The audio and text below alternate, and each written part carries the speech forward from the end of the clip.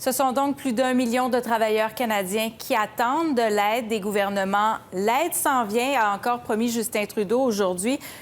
Margot, il s'agit de la prestation canadienne d'urgence. Alors, dites-nous comment ça va fonctionner. Eh bien, ça vient remplacer, en fait, deux aides qui avaient été annoncées ultérieurement, dont d'ailleurs je vous avais parlé un peu plus tôt cette semaine.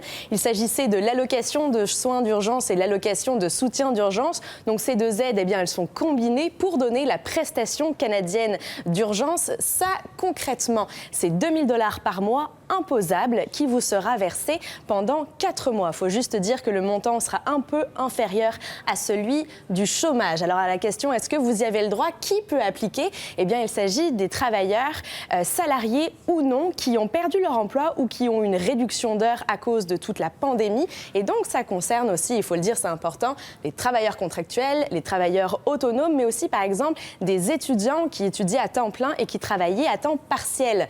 Donc, ça concerne donc les personnes qui ont perdu leur emploi ou qui ont une réduction d'heures, mais qui restent encore à leur emploi de leur employeur précédent, qui sont en maladie, donc qui ont contracté la COVID-19 ou en quarantaine, qui s'occupent d'un proche qui a contracté la COVID-19 ou qui s'occupe d'enfants à la maison. Par contre, il faut dans chacun des cas remplir une autre condition à chaque fois, c'est d'avoir touché 5 000 $ l'an passé.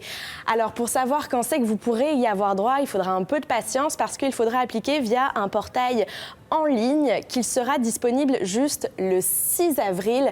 Et après, le gouvernement fédéral dit qu'il faudra environ une dizaine de jours là pour recevoir le chèque de prestation. Oui, ça risque d'être occupé le 6 avril. Il y a quand même un peu de confusion. Qu'est-ce qu'il faut choisir? La prestation canadienne d'urgence ou l'assurance-emploi? C'est une bonne question. Je vais vous résumer en 3 cas à peu près. Si déjà vous êtes sur l'assurance-emploi, restez-y parce que ça veut dire que vous êtes dans la machine et que ça marche bien. Par contre, si vous avez déjà fait une demande et que vous êtes en attente, et ça, toujours une attente de réponse de l'assurance-emploi d'ici le 6 avril, eh bien, appliquer pour la prestation canadienne d'urgence. C'est ce qu'on vous conseille de faire. Et si vous avez encore fait aucune demande et que vous pensez appliquer à l'assurance chômage, eh bien, on vous demande aussi d'attendre le 6 avril pour demander la prestation canadienne d'urgence. Je vous rappelle d'ailleurs certains liens qui pourraient vous être utiles, notamment le canada.ca/le coronavirus. Et certaines provinces en Atlantique ont aussi commencé à annoncer de l'aide pour les travailleurs et les entreprises. Exactement. Il n'y a pas encore de réponse particulière dans chaque province. On vous les résume un petit peu ici. Pour l'instant, c'est des enveloppes globales, souvent pour l'aide aux entreprises ou l'aide aux travailleurs. Une seule, peut-être, si on devait en noter une, c'est celle du Nouveau-Brunswick qui a dit que les travailleurs qui ont perdu leur emploi pourront recevoir un chèque unique de 900 $ en attendant l'aide du gouvernement fédéral, donc la fameuse prestation canadienne d'urgence.